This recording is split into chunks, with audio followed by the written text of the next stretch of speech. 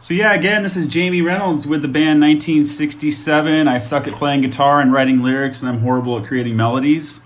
I've got Scotty Saenz on the other line here. We're doing an interview with him. We're grateful that he's able to do this with us. He played in the band 1967 from about 2011, 2012 or so to 2013 maybe. Does that sound right? Yeah, I think so. 2013. 2012? Yeah, I don't know. Yeah. Awesome. Yeah, that was a lot of fun. Well, hey, Scotty, when did you start playing guitar? I think I started playing when I was 11. A cousin of mine had a boyfriend. He was new and hip and cool, and he played guitar and Metallica riffs. I thought it was the coolest thing, and thought it was pretty magic that he could make some of the sounds. So about 11, and then I haven't stopped, I don't think. Yeah, it's amazing. So who would be your favorite guitar player? Gotta go with Jaime, Metallica. Just because I know so much of his stuff, I feel like I love his style, even though, there's debate on who's the best guitar player. And I know he's not the best, but he's one of my favorites on his taste and stuff like that. So I'm going to go ahead and say him. Him and James Hetfield as a duo, that's my favorite duo. Kirk Hamster? Kirk the Hamster. The Wawa Hamster.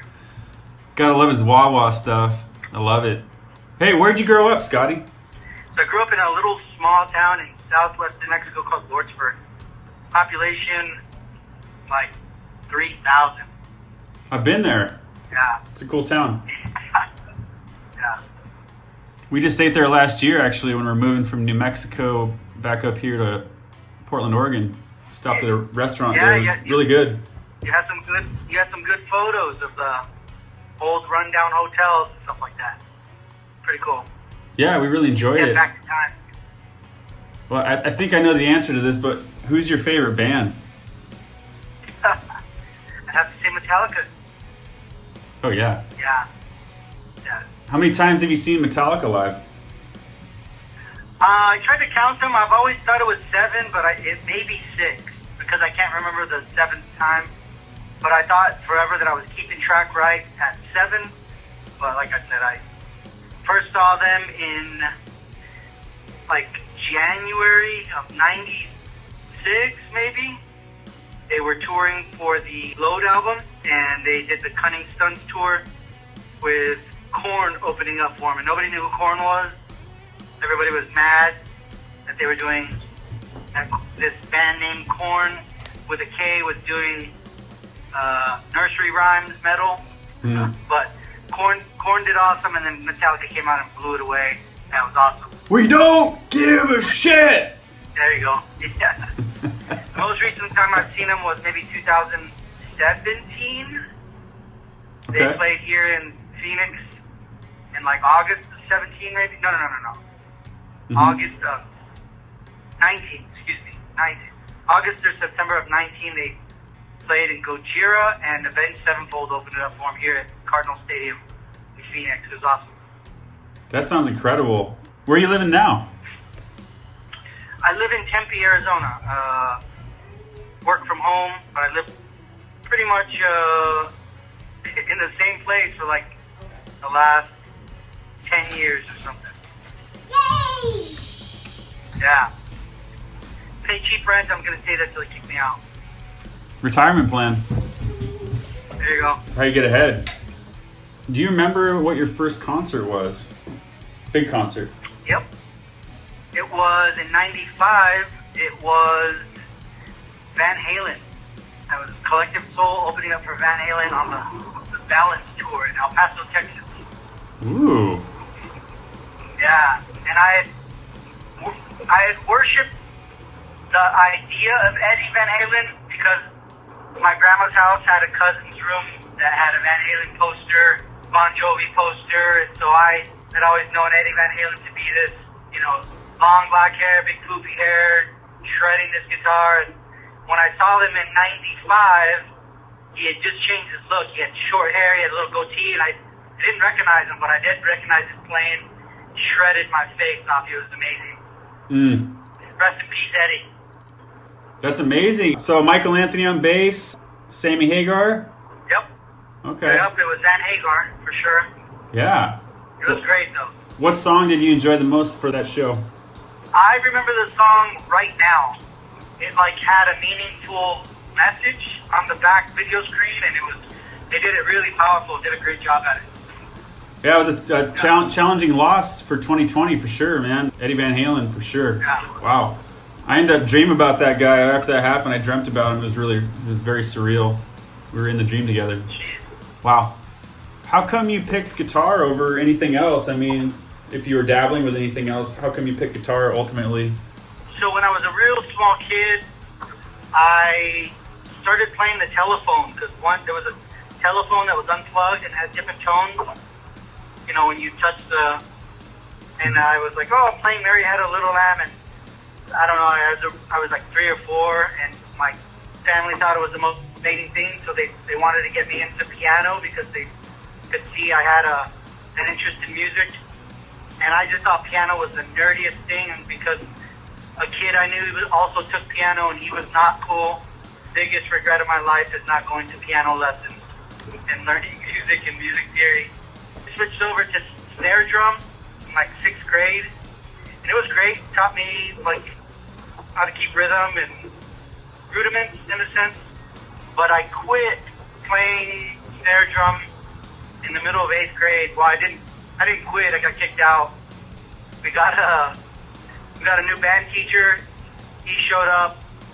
We didn't really know anything about music or anything. We were just hitting the snare drum, you know, regurgitating sounds.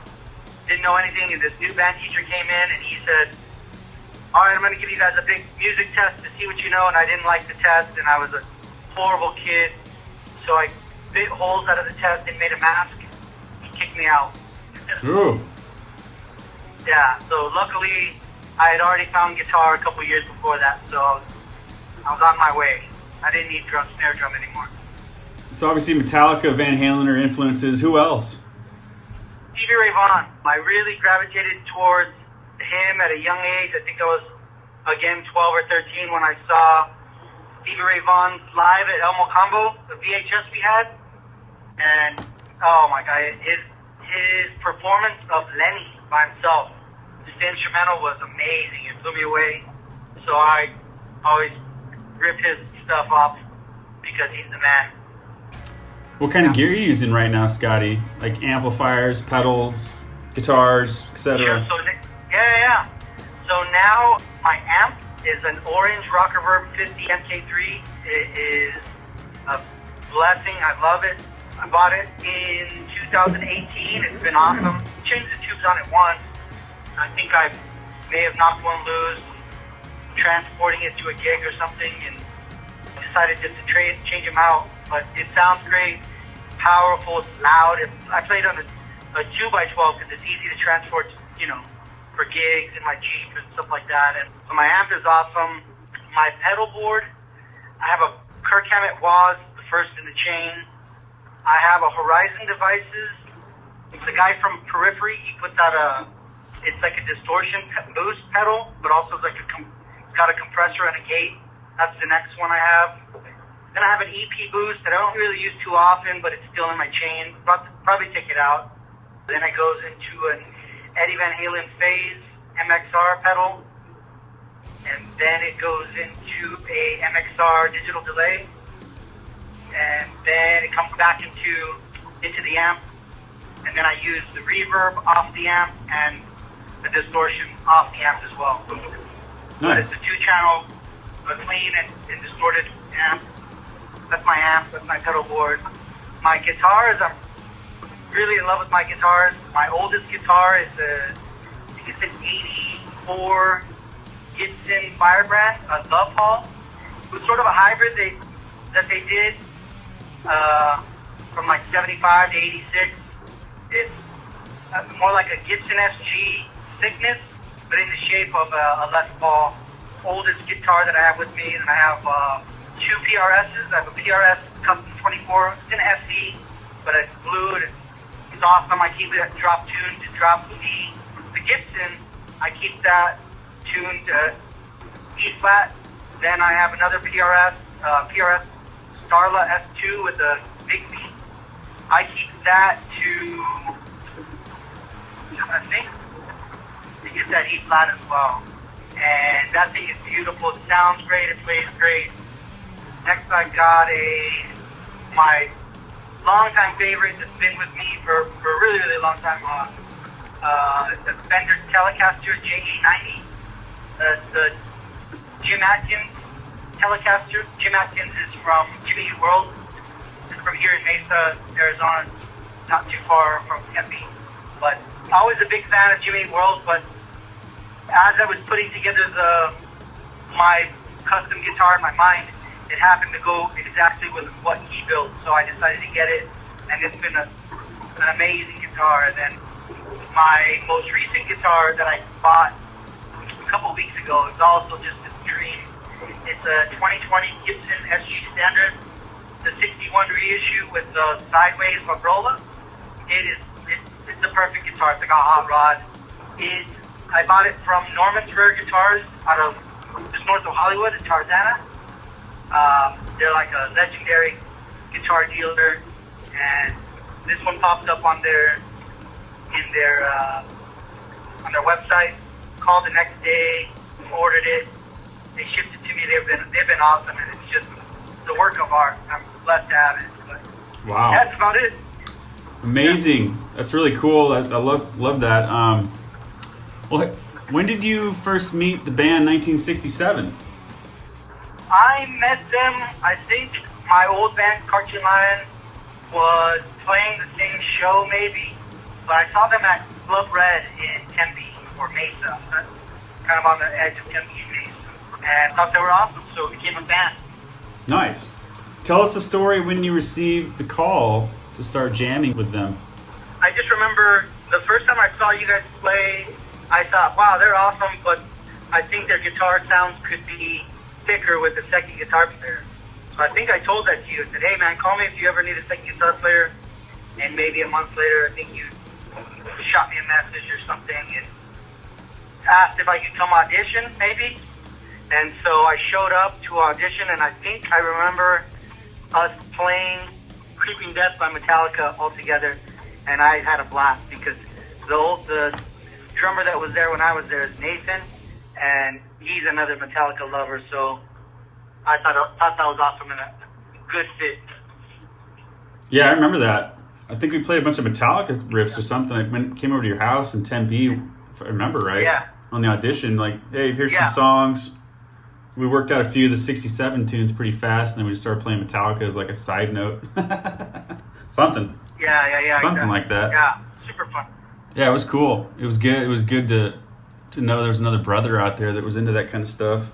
Yeah, we were looking for another guitarist. It was good timing. How was your experience playing with 1967? It was great. We got to play a lot of gigs, meet a lot of people. I know at one point we were doing the whole Jaeger music thing, so we, pushing merch, pushing Jaeger stuff, and playing some good shows, so it was fun. And when all the right members were in place, good lineups, it was always fun. So the songs were well written, so I don't think there was a song on the set list I didn't like, so I enjoyed every minute. It was cool. That's awesome. That's great. What was your favorite show playing with 1967? Let me think. Try to think of one that. I don't know. I think I really liked the little dive bars and Prescott shows. I think like Drunken Laughs or something like that. Yeah.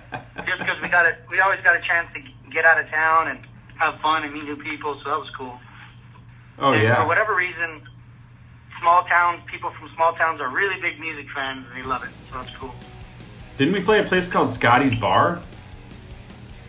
Yeah, we did, yeah. I think that might have been, was that the cover gig? Oh, I don't know. We still played 67 stuff. That was good. Oh, another memorable 67 show was a favorite. We were really doing good at the Spirit Room in Jerome, Arizona. Oh, yeah. Having a great time, and there was a good-sized mosh pit going on in this little country bar in the ghost town, and somebody got their tooth ripped out or knocked out or something, so we had to stop the show so that they could find a tooth. Yeah. That's right. Yeah. Oh man. But yeah, some other. What was the scariest moment at a 67 show? Probably that one. The tooth ripping out. Maybe. Yeah.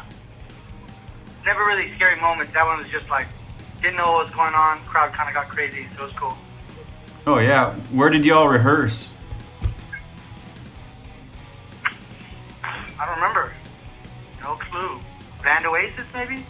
Yeah, I think so. Yeah. Band Oasis in Tempe? Yeah. Mesa? I think I so. think they're in Tempe, yeah.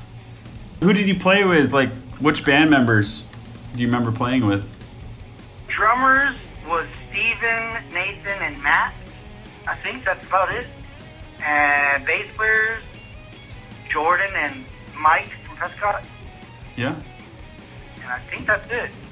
A couple other one-offs. Yeah. Didn't we do the Sail In with Shoei and Robert or something? Oh, yeah, I think Shoei did learn a sail-in show. He learned it in about 30 minutes. A one-off. Listening to it. Yeah, he nailed it. That guy's so talented. So, yeah, he played there. Yeah, there's some stuff coming to my I mind, think like... Mike Sparrow might have played a little bit, but I think I missed the show that he was playing. Yeah, I'm not sure what he was doing. he helped me out on one. Yeah. Yeah. Gosh, we played this ASU college a few times. Yeah, like some of that stuff's coming back. What albums did you perform on in 1967? I don't remember. You'll have to help me with that because I think they were recorded by the time I got there. Did we do anything else? I'm not sure. Yeah, I had you play on Mountain of Hope, the one that Steven had engineered. He came up a few times. Okay. Oh, yeah, I do remember that. I forgot about that. Yeah, Miss Her When She's Gone. It was a pretty badass solo that you threw on there. Just some other stuff. Oh, yeah, it was a great one. I like that one. Yeah. Sang on it. Didn't you sing? You sang some harmonies, too. Something like that. Yeah. And that was a great thing about 67 is it really gave me a chance to perform harmonies and get better at them. So it was good training for years, you know what I mean? So it was good. Oh, singing and playing simultaneously? Yeah, exactly, because that was always a weak point of mine, so it shot my confidence up, tenfold for sure. Amazing. What did you enjoy most about performing live with them? I think that the songs were well written and the musicianship was always there. So when you got the right pieces and you had the right members in place, well, really, I don't think there was ever a show where I was not happy with the musicianship. Everybody was always top notch. It was great. So yeah, that's what I love playing live anywhere and anytime I can play and playing with 67 was easy. Oh wow. Fun. Great. Who do you still play with that was in 1967? I still play with Nathan. We're not an official band, but we just, due to COVID, we both get the itch to just plug in and get loud. So we meet up every once in a while to just jam and go crazy and turn the amps up. Nathan Marchi? Nathan Marchi, yep. Nice. Still a good friend of mine. He's great. Love that guy. How many hours per day do you practice guitar? I would say 2 to 3. I still play just because I'm lucky to work from home, so I usually pick up my guitar once every couple hours and just mess around with it to try to calm my nerves from the stress of a 9 to 5. Yeah, recently it's just been shredding along to Guns N' Roses or Metallica or something like that. Yeah. Which bands are you playing in now? None officially, because after COVID hit, my band Inept Hero is just taking a break off because we haven't really found a way to keep practicing, and there's really no reason for us to practice because there's no shows officially that we would like to play on. So we all keep in touch in like a group chat, but really we tried writing a few months here and there, and it was good. We got some good bases, but it's more it's easier to write when you're all in the same room. It's faster than versus emailing files back and forth. So right now we're just taking it easy, trying to figure out how to get past this COVID stuff. I couldn't agree with you more. Yeah, we just want to get together the soonest we can while still being safe, you know what I mean? Because some of our family members have underlying conditions, so it'd be the worst to get sick during a show and then bring something back home, you know? Yeah, we have that challenge in our household as well. Can appreciate that. What's your songwriting process like? What's my songwriting setup or? Yeah, what's the process of your songwriting like? I don't write songs actually. I write riffs and choruses and parts. Mm-hmm. And really it's just me when I'm messing around. If I feel like I got something good, I'll record it on my phone as best as I can. So I have a database on my cell phone that just has, I don't know, 20 or 30 licks, and then I'll show them to people and members of my band, and if they like them, then we'll expand on them. And it's happened a couple of times, you know, what they dig, but often I think I write the coolest things and nobody digs it, so I get too crazy and too guitar nerdy for other people, and I should oftentimes keep it simpler. But some of the other songs that I've written have been successful with an F-Zero, they come from ideas vocally from the singer, and we then elaborate on there, because the singer will have a vocal part, you know, and he'll go at his vocal part, and I'll just match his energy and try to think of anything to put up against it, and that's what and I'll keep playing things till he says, yeah, that works, and then we'll build on it, and then before I know it, sometimes it just comes together. It's great. Yeah, it's a fun process, collaborating for sure. Yep. Who's better, Dave Mustaine or Kirk Hammett in a Metallica solo? Kirk Hammett. Yeah. Dave obviously had some great stuff in the Kill 'Em All album. I've heard his original stuff, but I can't say that he's better than Kirk for Metallica stuff. Kirk just shreds my face off. Oh yeah. Yeah, I love both of them. What are your thoughts on how the music industry operates today? I don't know. I mean, it's weird. Distributing music is not the same. Like, I don't think albums are where it's at anymore. I think singles and stuff like that, music videos, are what people like. I feel like nobody has the energy or the attention span to listen to a full album sometimes. So you gotta grab them with the singles and stuff like that. And then if they check out your band, they're just gonna open Spotify or Apple Music and then go track by track, you know. So so that's how that goes. And as far as pop music, there's some stuff that I enjoy. Like, my favorite new bands are like Bad Flower. Love that band. I even love like Billie Eilish. She has great riffing in some of the stuff she does. Great phrasing. Her brother's awesome, like a great producer. But sometimes just guitar heavy stuff I enjoy. Absolutely. Do you sing in the shower? Oh no, not at all, dude. I have a horrible voice in the shower. and my walls are paper thin. Everybody would hear it if I did. Not enough insulation. Yeah, no way. You got a band, some studio space built in there. Yeah. You know, if it wasn't for music, what do you think you'd be doing? Probably, I think I'd be full-time Air Force. I've been in the military 19 years, but I only did active duty 6 years. I loved active duty, but I wanted to be in a position where I could play music more often and get away more often.